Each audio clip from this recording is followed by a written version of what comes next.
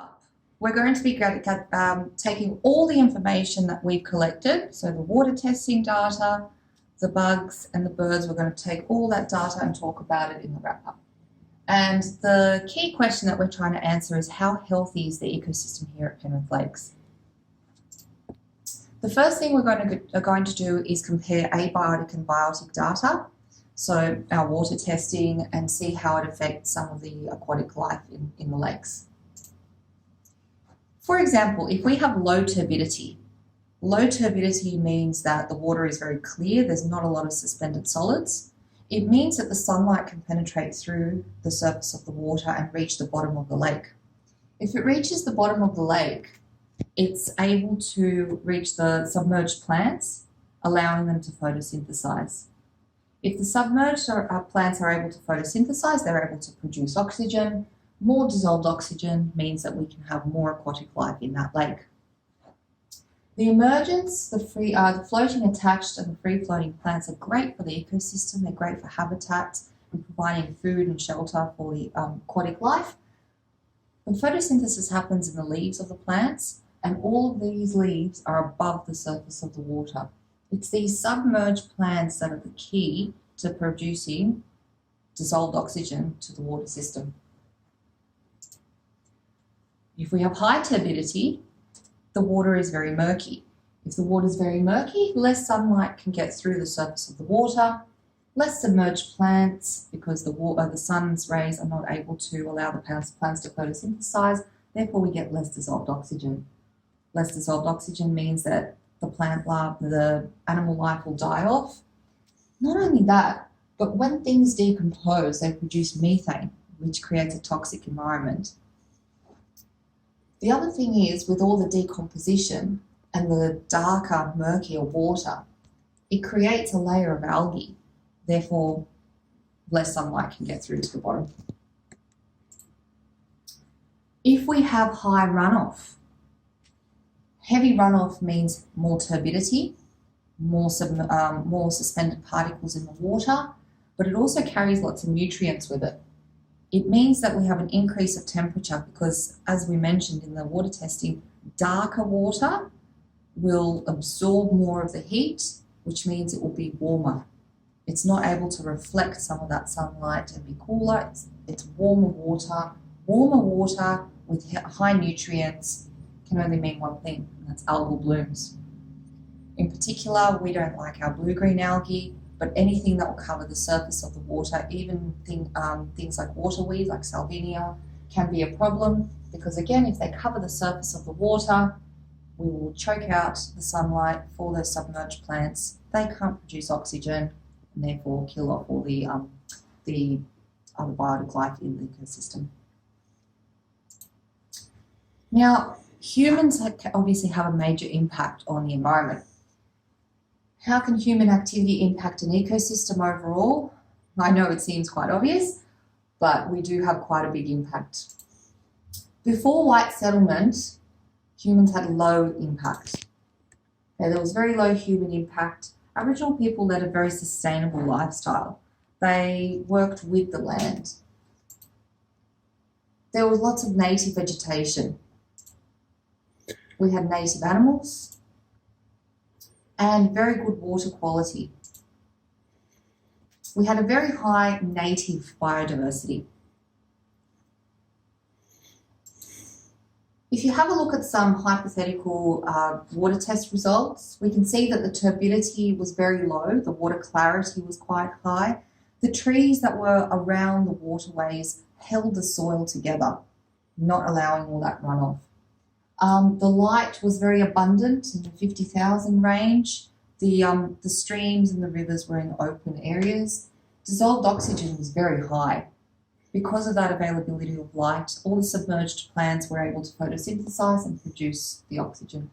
pH was spot on 7, and for a freshwater system, a neutral pH is ideal.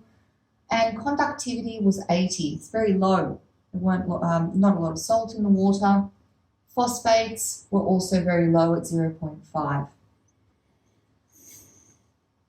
Overall rating was 48, which puts us in an excellent range. During the farming era, things changed. We had the native vegetation was cleared. Only a few little trees were left here and there. The farmers were planting crops and orchards. So we had grazing animals and crops. Now we're talking about introduced species, both domesticated and wild. We had lots of rabbits and foxes introduced, which obviously compete with the native animals. More cattle egrets and more runoff and sediments. Obviously, when the trees were cleared, the soils were stirred up. Vegetables that grow in the topsoil aren't enough to hold that soil together. The land was very much flattened, so there was a lot more runoff. Overall, the water quality declined significantly.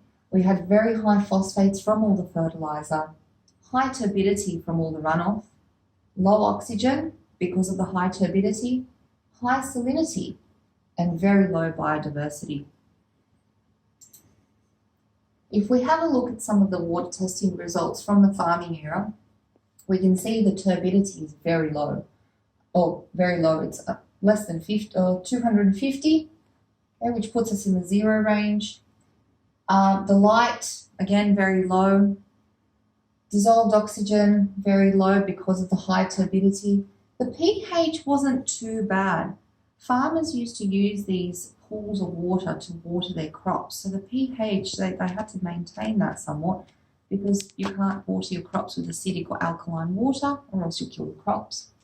The salts weren't too bad either. It only gives us a rating of 4 though. And phosphate at 2.5 was on the high end, mainly because of the fertiliser the farmers were using. Overall rating was only 12, which puts us in the poor range.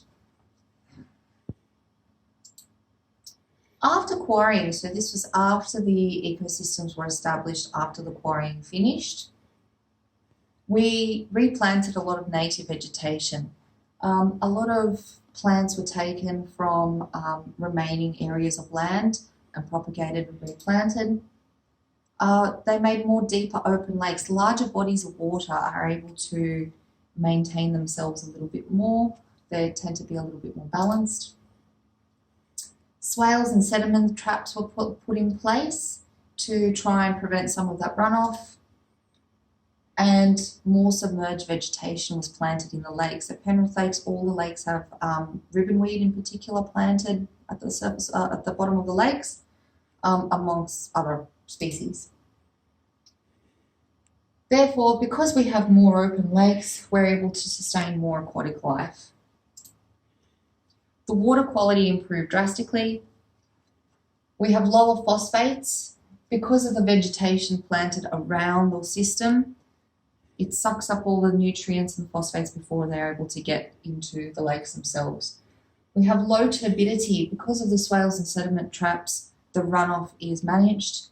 Higher oxygen because we've planted all these submerged plants, the aquatic plants, and we've lowered the turbidity. The oxygen levels have gone up. We've got lower salinity and a much higher biodiversity. If we have a look at some of the results that we actually did in from the water test that we did earlier on in the previous video, we can see that our turbidity was less than 10 NTUs, or nephelometric turbidity units, which gives us a score of 8. The light that we tested gave us a reading of 21,000, which puts us, again, in the high range. Dissolved oxygen was 80%. That's really good for an ecosystem like this because anything over 60% is more than enough to sustain life. The pH was 6.5, which is well within the acceptable ranges for a freshwater system. The salts were very low, and the phosphate was low again because of all the vegetation that we have planted around the system. 0.5. Overall, we're getting all 8s, which gives us a score of 48. Just like pre-settlement times, gives us an overall score of excellent. Excellent water quality. So as a summary, In the past, during the farming times, we had edge plants dominating. There was not a lot producing oxygen at the bottom of the lake. Now we have submerged plants dominating the system. Before, we used to have low oxygen water bugs, mainly hanging around the surface. Now, as you saw in the previous video, we have high oxygen water bugs that breathe with their gills. We used to have wading birds. Now we have swimmer and diver birds. The water clarity has improved. The number of fish that are living in the system have improved. Therefore, they have migrated back to the area. We used to have very few mosquito fish. Now we have lots of mosquito fish. We used to have a very low native biodiversity, and now we have high native biodiversity. For the abiotic tests, again, we used to have high phosphates, mainly from the fertilizer that was being used. Now the phosphates have been lowered. We used to have high turbidity from all the sediments that were running off into the lakes. Now we have a low turbidity. We had a low dissolved oxygen because there were no plants planted. Now we have a high dissolved oxygen and high salinity versus low salinity.